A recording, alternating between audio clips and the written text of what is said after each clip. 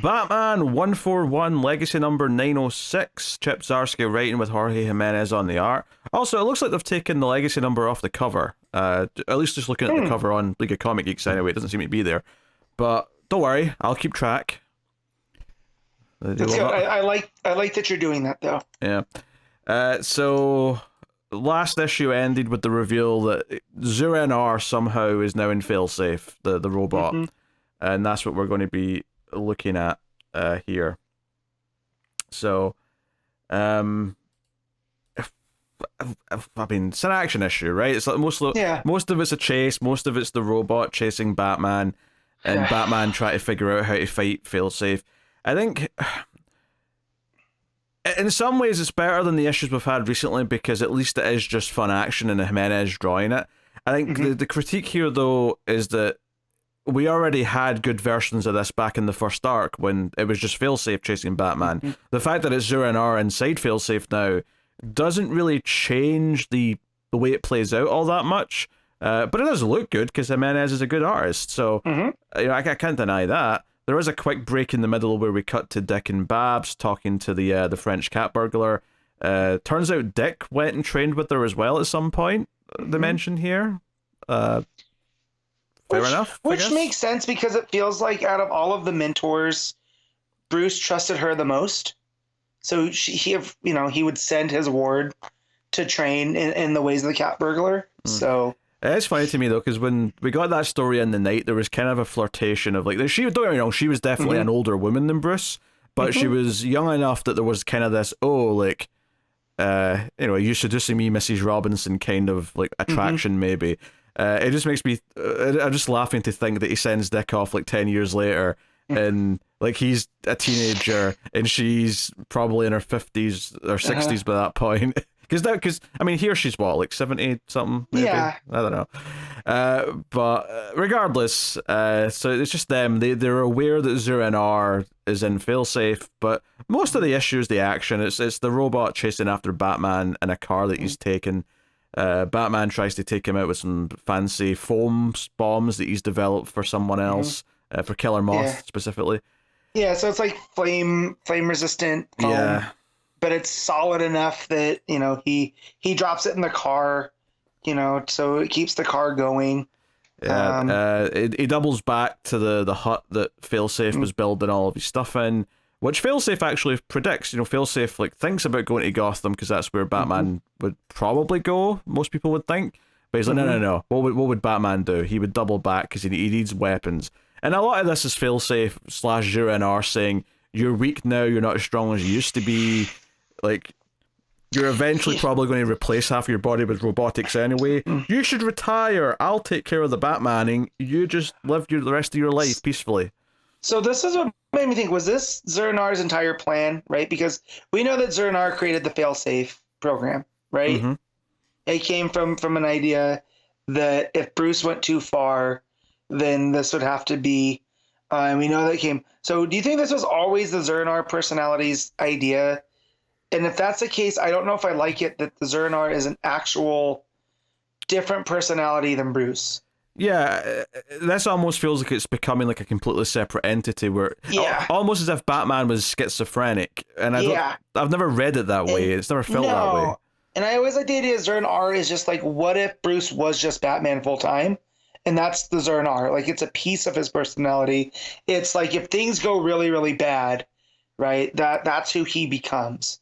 There's no more humanity of Bruce Wayne in him. Yeah, it's like a darker side to himself that he taps into when he can't handle with whatever's going on or whatever. This feels like it's interpreted in a way that I'm just not that into. But at this point, it feels par for the course with this run, where I just feel like at every turn he's interpreted something in a way that I don't like. But so just like this idea, like there was this backup personality put in him, by Bruce, and it's. I mean, that's up there with the Batman making machine that Snyder did. Yeah, I was just thinking of that. It's the exact same sort of thing that I don't like about that. I don't like I'm all for Batman prepping, but there's a certain point where you're using too many really silly high concept things that, and I know we're in the DC universe where there's Green Lanterns and there's Superman and there's all these other things going on, but I still like Batman to have some resemblance of being grounded in the world that he comes from. Yeah, he should have a tether to humanity. And that tether is Bruce Wayne and Alfred and the family. So, anytime I like in stories where, Ram V kind of did this at the beginning of Tech, where he wasn't feeling right, so he starts to isolate himself. And by isolating himself, he starts to make himself worse off because he doesn't have that support structure, his tether there. And here it's almost like, well, no, there is no tether. There's only Zur-En-Arrh. And it's just like, And then also, how do you get that personality into the robot? Like, again, I know this is a place where Cyborg Superman exists, right? And Henshaw can jump from technology to technology. But that's not, Bruce Wayne's not Henshaw, Well, yeah, but Henshaw's still just Henshaw, though. This is part of Bruce Wayne, effectively, that's jumped separately. That, like, Henshaw has not split his mind into two to do that. It's still just him. Yet. Well, Give Henshaw time, but but at least if it goes that place with him, he's already operating in such a over the top sci-fi high concept world. I just don't like when they force this sort of shit into Batman. I don't want it. But he gets cool laser arm gauntlets in this that he fights the robot with. That just felt like out of nowhere to me, though. It's like, Failsafe just had these lying around, so Batman picked them up and started using them. I don't know. I got no satisfaction out of that. I thought the car chase part was fun enough, even though it felt like a retread of stuff we've done before with Failsafe.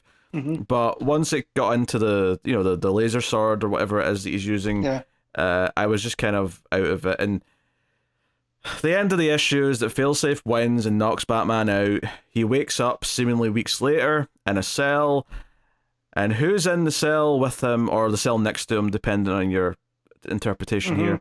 It's the Joker, and he's got his mask off, by the way. So I mean, we've already established in this run that Joker knows who Batman is, but just re-clarifying that. And it's Joker's got a broken neck because he's wearing a full-on Halo neck brace going on. So it seems like Failsafe messed him up as well. Yeah. But Bruce says, okay, you know about Zur-En-Arrh. How do you know about this? What have you got to do with them?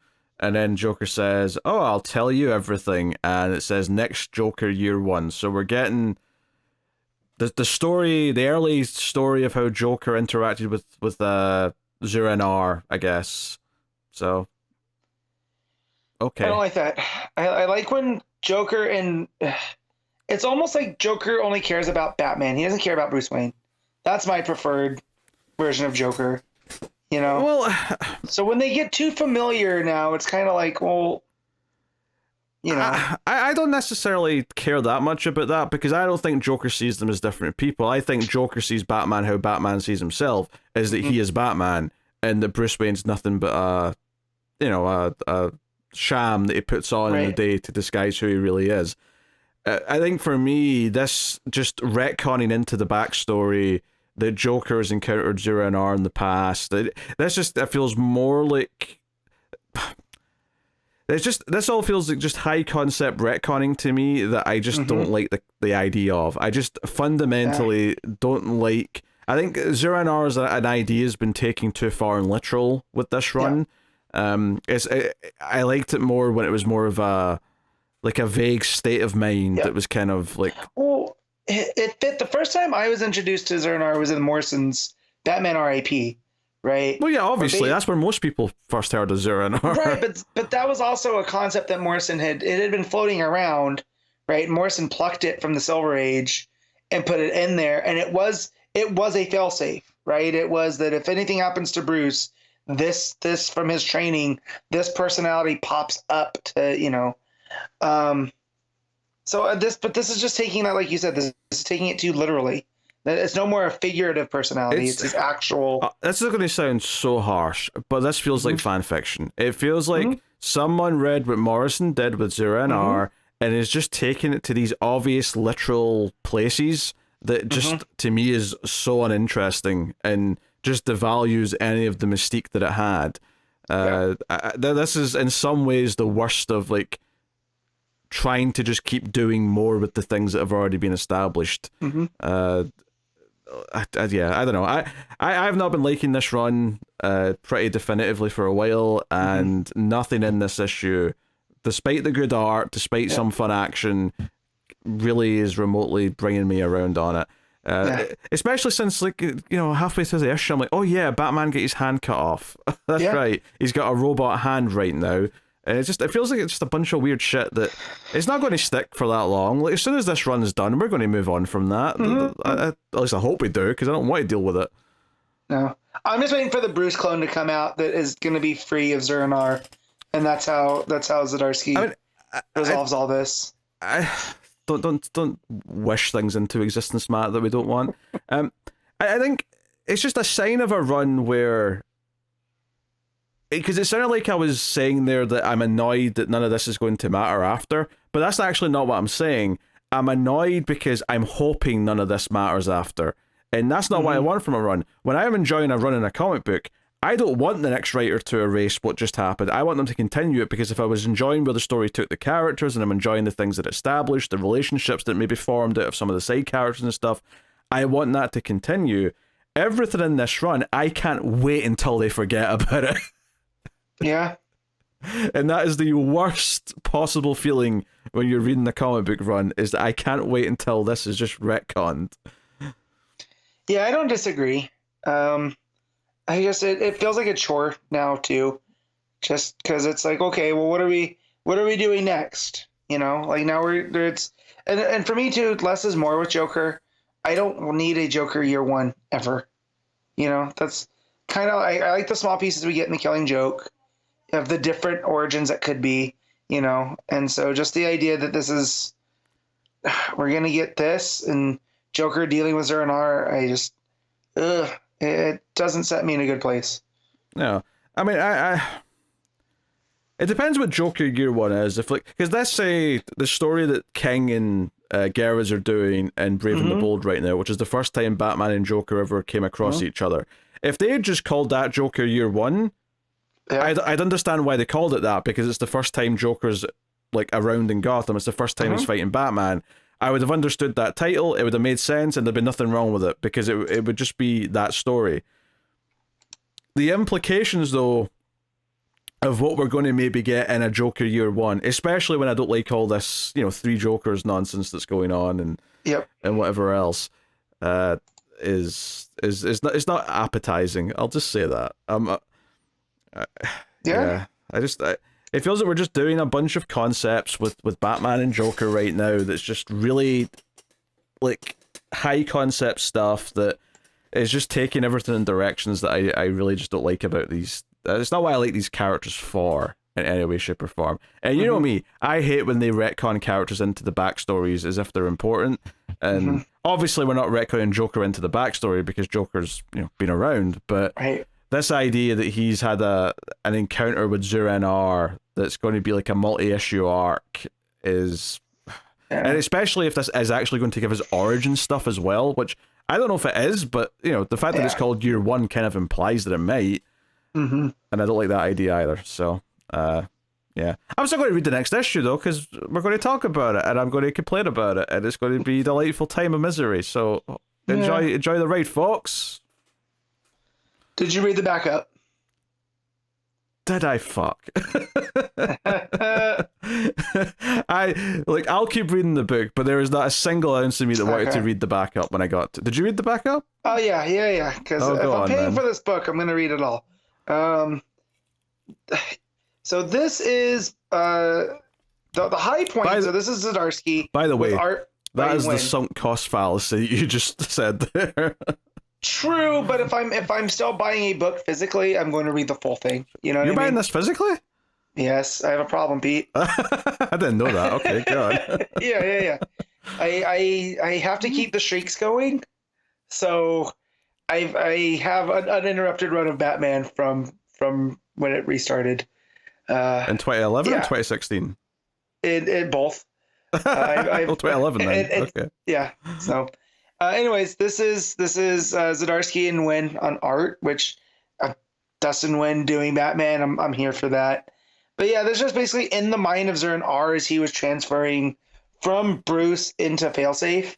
and him dealing with all of the other Zern-Rs that are basically, you know, you promised us, you know, it was almost like in Split, right? You remember the Shyamalan movie with what's his name? James McAvoy. Yeah, with McAvoy, where they're talking about taking control of the spotlight.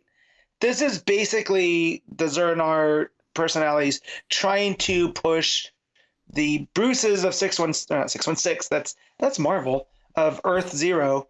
They're trying to push him to letting them take control because, you know, and he has to fight. It ends up being the Batman Beyond version of Bruce, who's an old man. Because of course Zern-R wouldn't be Terry. It has to be Bruce. And they end up fighting, and Zern-R, you know, is like, he's all of them, but he's better. This is why it's him. And they'll all sit and wait their turn because as soon as he figures us out, he's going to send them back and they'll do all the same. So essentially it's, you know, the Michael Keaton Batman, it's the Red Rain Batman, it's Batman 66, all basically learning from the main continuity Bruce Zern-R.